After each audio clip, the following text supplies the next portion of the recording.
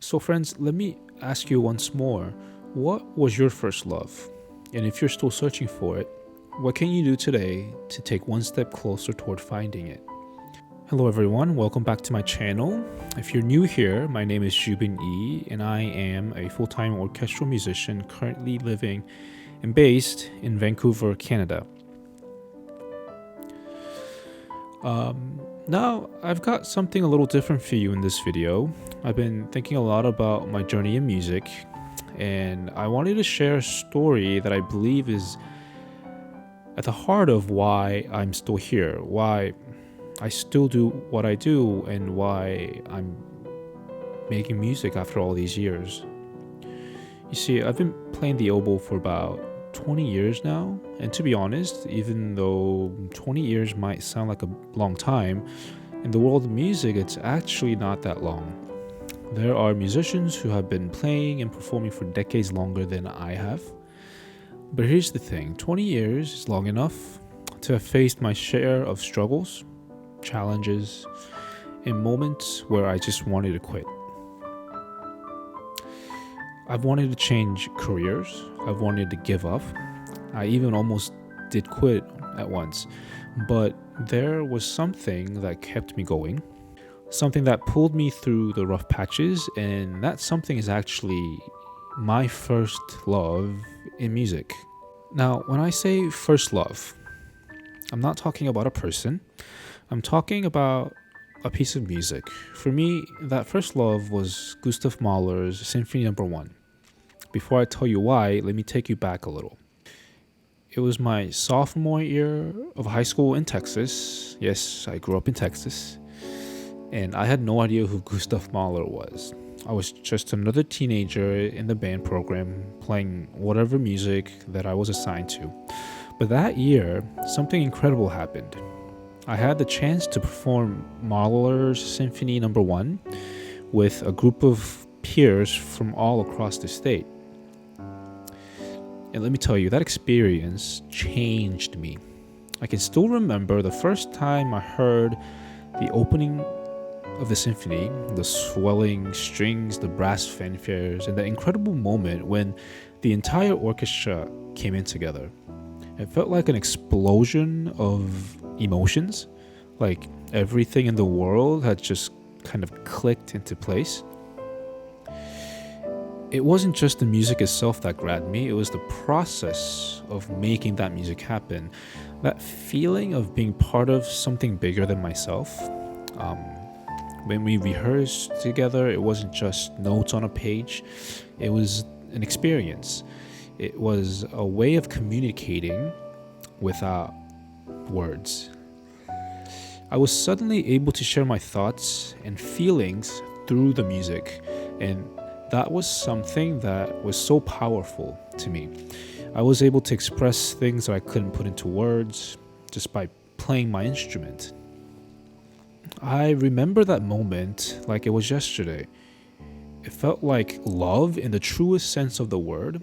And from that moment on, music wasn't just something I did, it was something I had to do. It was something I could never let go. That first love was able to keep me going, and to this day, it still drives me.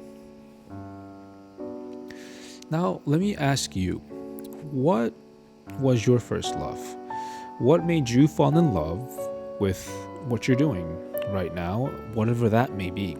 For me, it was music, specifically Mahler's Symphony No. 1. But maybe for you, it was teaching, or science, math, or even something like sales. Perhaps you're an athlete or an artist, even an entrepreneur. We all have that moment in our lives when we fall in love with something. Something that sparks a fire inside of us, something that gives us the drive to keep going. And here's the thing. I think that moment is so important because it's not just about the thing you love, it's about what it represents. It's about that feeling of being connected to something bigger than yourself, something that makes you feel alive, something that makes you feel seen. When I look back at those early days of playing Mahler with my peers, I see more than just an orchestral performance. I see the beginning of a lifelong journey. A journey that had its ups and downs and its good days and bad days, but a journey that I wouldn't trade for anything.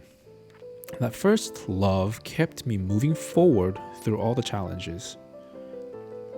I really believe that the memory of that first love, the feeling it sparked, the joy it brought into your life, can be fuel for the rest of your journey.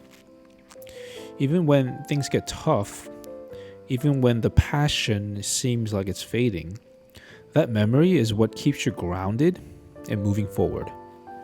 So, I want to leave you with this thought today. If there's one thing I want you to take away from this video, it's this. Find that moment when you first fell in love with what you do. Remember it and cherish it. Can you remember how you felt in that moment? Was it sunny outside or was it raining? Was there a specific person who inspired you, or was it a feeling that came out of nowhere? Think about it. Where were you? What was going on around you? How did your heart feel? What was that rush of excitement like?